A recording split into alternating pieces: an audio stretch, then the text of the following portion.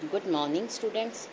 Today I am going to continue my lecture for plus 2 arts political science, and the name of the chapter is Challenges of Nation Building.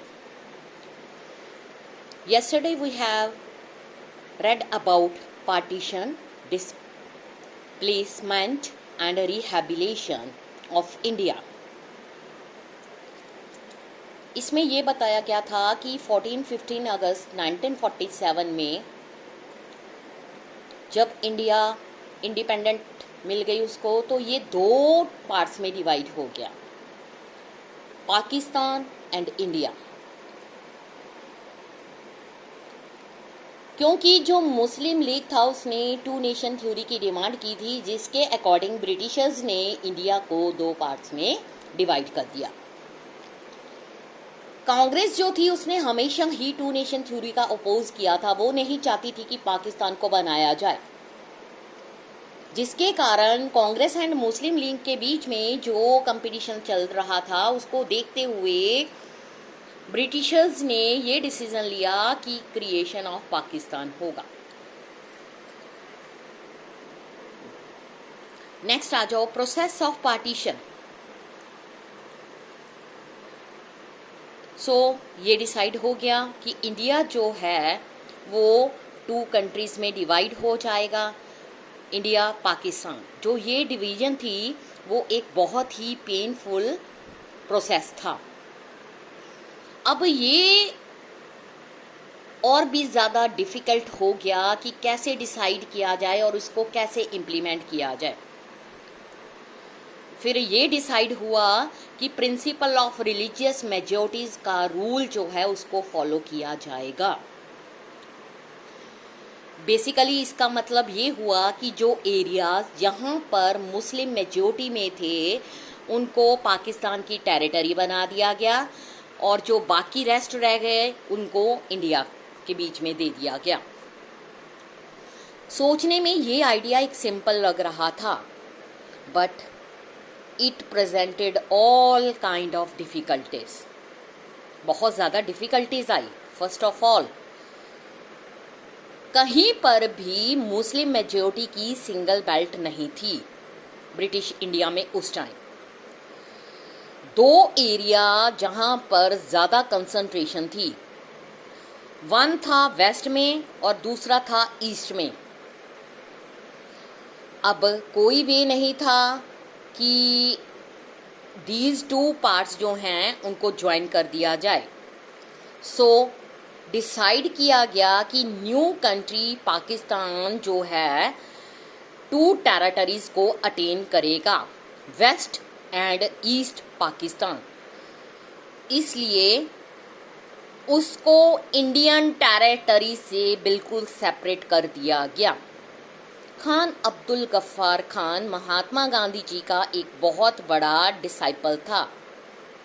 वो हमेशा ही to nation theory को oppose करता था। वो north western frontier province का leader था, इसलिए उसको फ्रंटियर गांधी के नाम से भी जाना जाता था। बट उसकी वॉइस जो है उसको इग्नोर कर दिया गया। NWFP जो था उसको पाकिस्तान में मर्ज कर दिया गया। अब थर्ड प्रॉब्लम ये थी कि जो टू मुस्लिम मेजॉरिटी प्रोविंसेस हैं ब्रिटिश इंडिया में, पंजाब एंड बंगाल, यहाँ पर बहुत बड़े एरियाज थे जहाँ पर नॉन मुस्लिम मेजॉरिटी थी।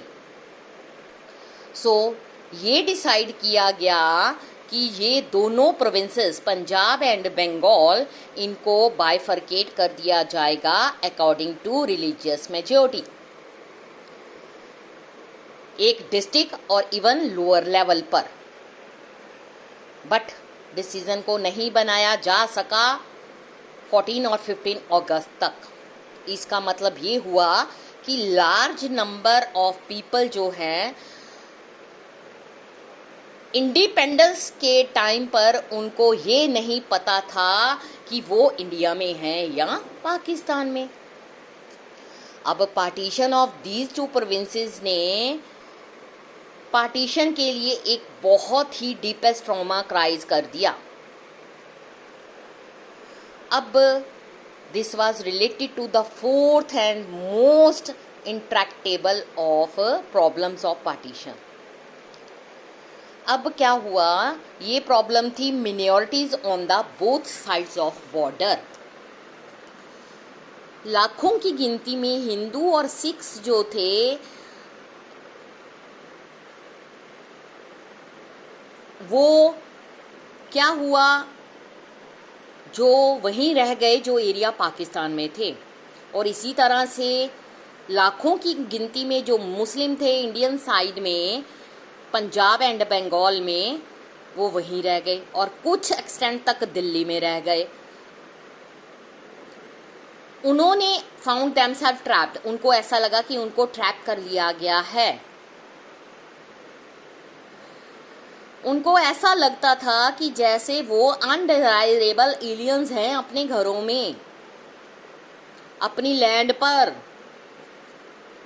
जहां पर उनके जो इंसेस्टर्स हैं वो सेंचुरी से रह रहे थे।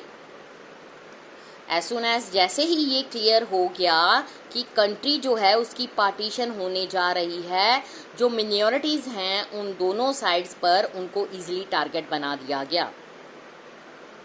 No one had quite anticipated scale of this problem.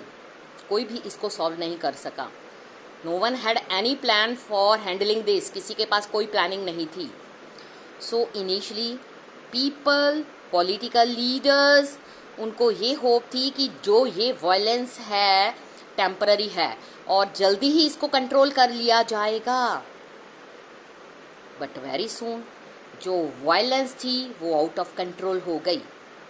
जो मिनॉरिटी थी दोनों साइड्स बॉर्डर पर, उनके छोड़ दिया गया, कोई ऑप्शन नहीं था। उनको हार कर अपने घरों से प्ली लेनी पड़ी, रिफ्यूजी के तौर पर वो बाहर निकल गए। नेक्स्ट आ जाओ कॉन्सिक्वेंसेस ऑफ पार्टीशन। पार्टीशन हो गई, इसके क्या रिजल्ट्स निकले। जो 1947 का ईयर था वो mostly largest most abrupt year था। Unplanned tragic transfer of population वो ह्यूमन हिस्ट्री में जाना जाता है। Killings, atrocities on both sides of the border. The name of religion people of one community ruthlessly killed and maimed people of other community. दोनों तरफ से एक community को दूसरी कम्युनिटी ने हरासमेंट दी, किल किया।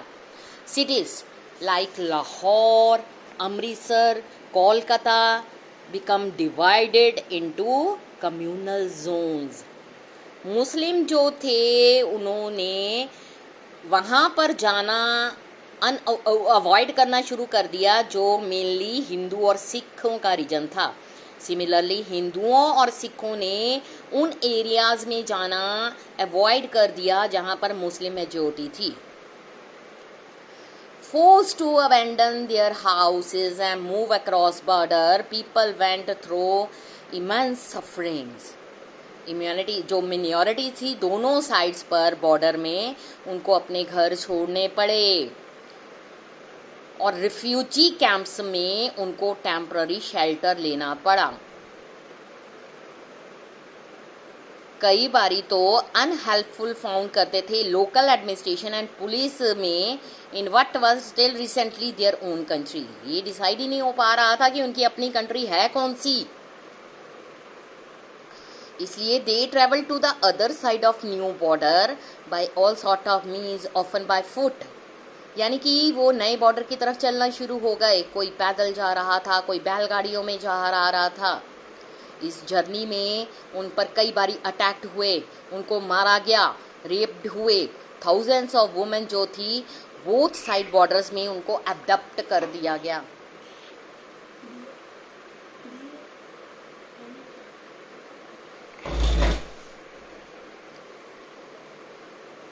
उनको ये कहा गया ज़बरदस्ती अपना वो रिलीजन जो है उसको कन्वर्ट कर लें, या उनको फोर्स किया गया कि वो अपनी कम्युनिटीज़ को छोड़कर दूसरी कम्युनिटी से मैरिज करें।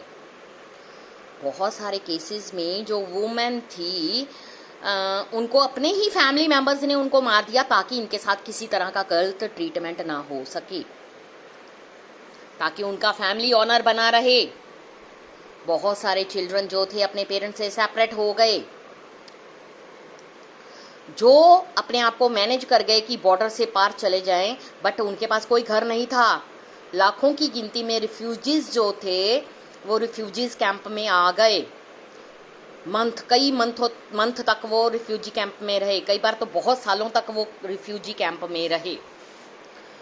राइटर, पोइट्स, फिल्म मेकर जो इंडिया में थे और पाकिस्तान में थे, उन्होंने इस सफरिंग, किलिंग, डिस्प्लेसमेंट, वायलेंस को अपने novel, short story, poems, film में मेंशन किया। रिकाउंटिंग ट्रॉमा ऑफ पार्टीशन, वो कई बारी फ्रेजेस का यूज़ करते हैं जहाँ पर उन्होंने सर्वाइवर खुद किया।